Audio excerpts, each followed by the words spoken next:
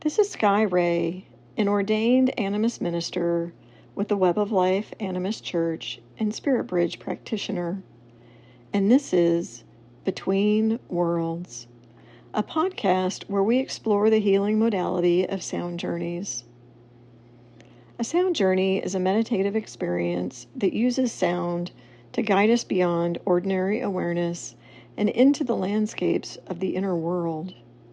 Through instruments such as singing bowls, drums, voice, and flute, sound can help quiet the busy mind and create space for insight, reflection, healing, and connection. Much like a dream, each journey unfolds in its own unique way through imagery, emotion, sensation, memory, and personal meaning. There is no right way or wrong way to experience a sound journey. Simply listen and allow whatever arises to be part of the experience. Some people encounter vivid visions or stories, while others notice emotions, colors, words, memories, or subtle shifts in awareness. Each person's journey is their own.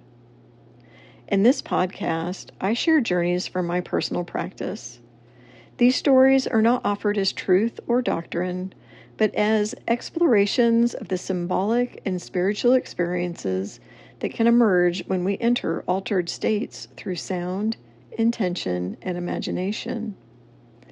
They are encounters with mystery, moments of healing, insight, wonder, and sometimes questions that remain unanswered.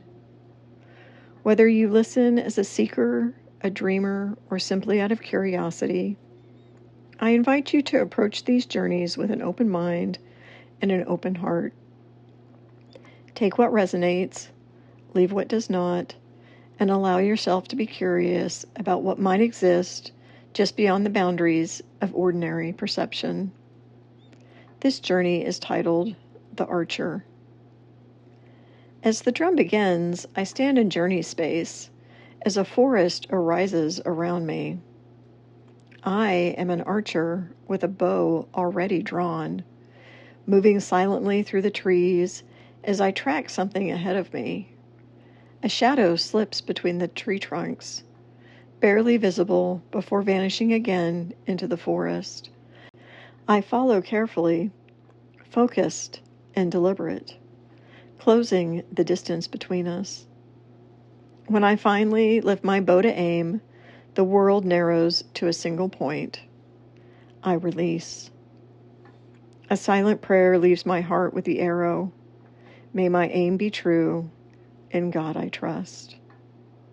The arrow strikes the shadow's hand, pinning it to the trunk of a tree.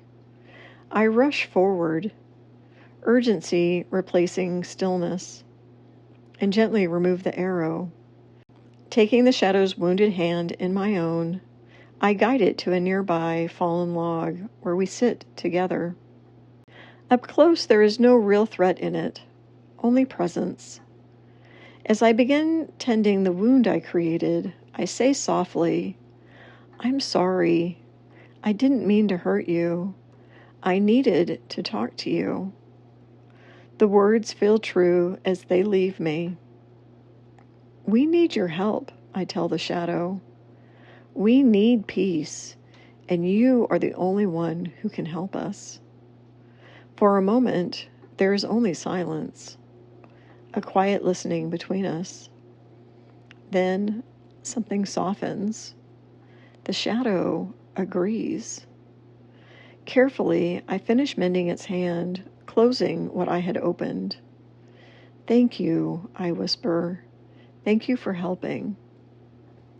We remain there together for a while longer, no longer hunter and hunted, friend or foe, but something else entirely, as the drum fades and I return to the beginning, which is also the end.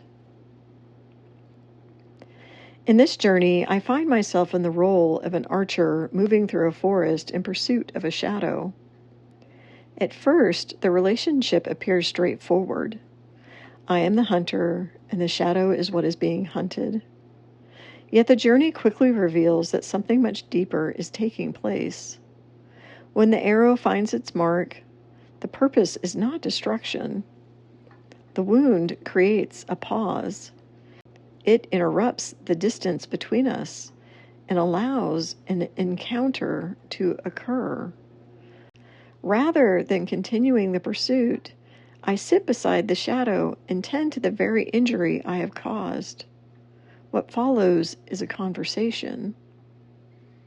As I reflect on the journey, I was struck by the realization that many of the parts of ourselves we chase, avoid, fear, or attempt to overcome may simply be seeking acknowledgement. The shadow does not appear hostile. It does not retaliate. In fact, once approached with sincerity, it becomes willing to help. The journey suggests that peace is not always found by eliminating what we fear. Sometimes peace begins when we are willing to sit beside it, listen to it, and ask what it knows. Perhaps the shadow carries something we need. Perhaps it has been waiting for us to stop running after it long enough to sit down and talk. What begins as a hunt becomes a relationship. What appears to be an enemy becomes an ally. And what seemed hidden in darkness becomes a source of guidance. The Archer is a journey about changing the nature of the conversation. Instead of asking, "How do I defeat this?" it asks, "What happens if I listen?" I think the most powerful line in the entire journey is actually, "We need peace, and you are the only one who can help us." This is such an unusual thing to say to a shadow.